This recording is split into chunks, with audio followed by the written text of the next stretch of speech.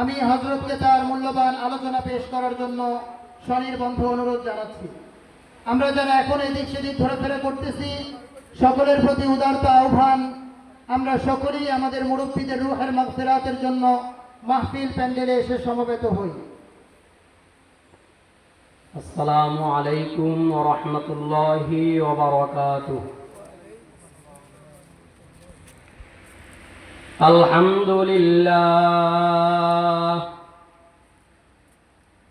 আলহামদুলিল্লাহ নাহমাদুহু ওয়া নাস্তাঈনুহু ওয়া নাস্তাগফিরুহু ওয়া নাউযু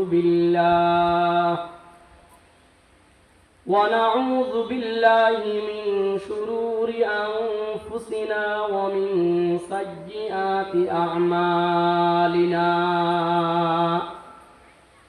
من يهده الله فلا مضل له ومن يضلل فلا هادي له ونشهد أن لا إله إلا الله وحده لا شريك له ونشهد أن سيدنا وحبيبنا ومولانا محمدا عبده ورسوله.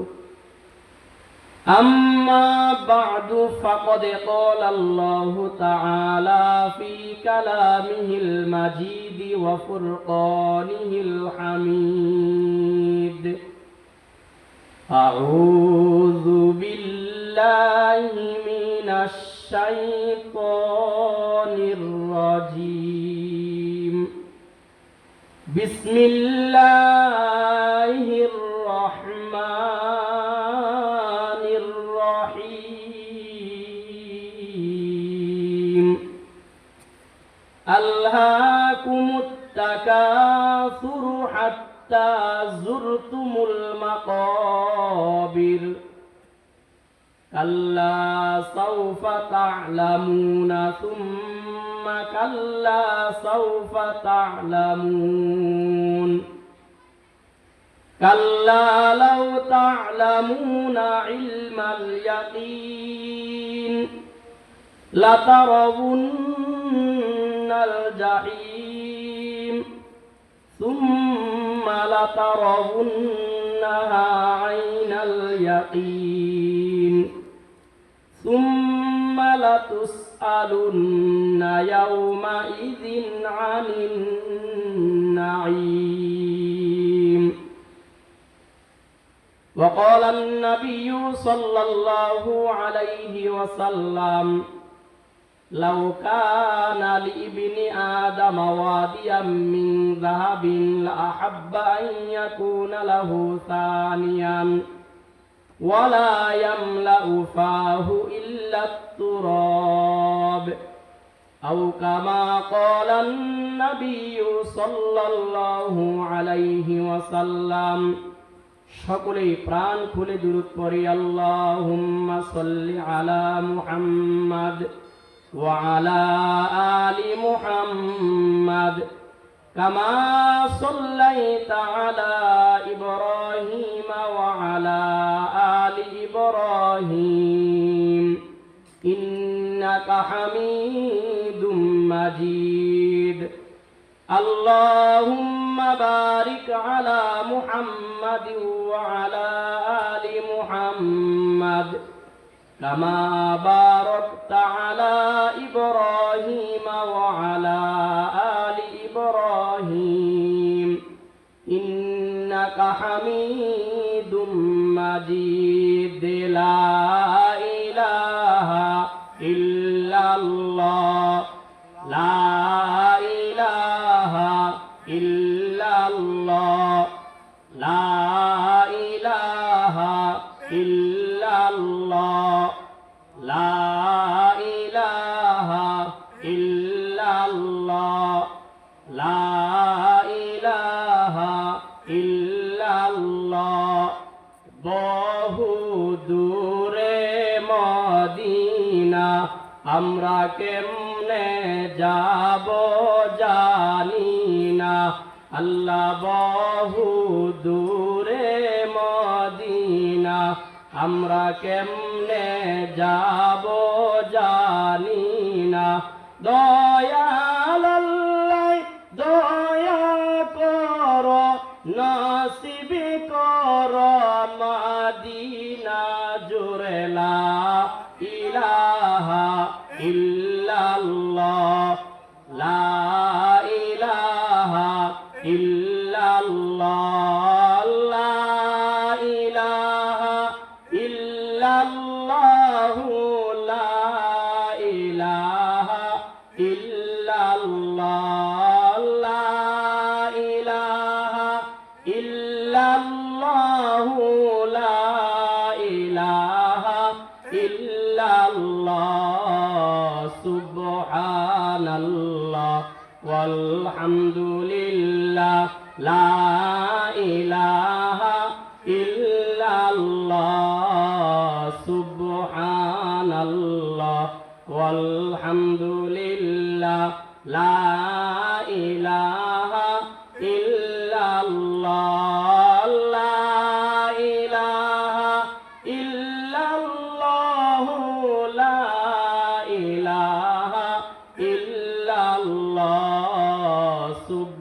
সুবহানাল্লাহ ওয়ালহামদুলিল্লাহ, লা ইলাহা ইল্লাল্লাহ। মানুষ পাগল কাবার জন্য, কাবা পাগল মাবুদের।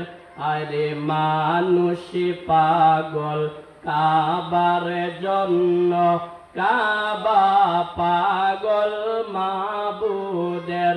আরে মাবুদ পাগল নবীজির জন্য, নবীজি পাগল উম্মতের। সুবহানাল্লাহ ওয়ালহামদুলিল্লাহ, লা ইলাহা ইল্লাল্লাহ। সুবহানাল্লাহ ওয়ালহামদুলিল্লাহ, লা ইলাহা ইল্লাল্লাহ, লা ইলাহা ইল্লাল্লাহু মুহাম্মাদুর রাসূলুল্লাহ সাল্লাল্লাহু আলাইহি ওয়াসাল্লাম।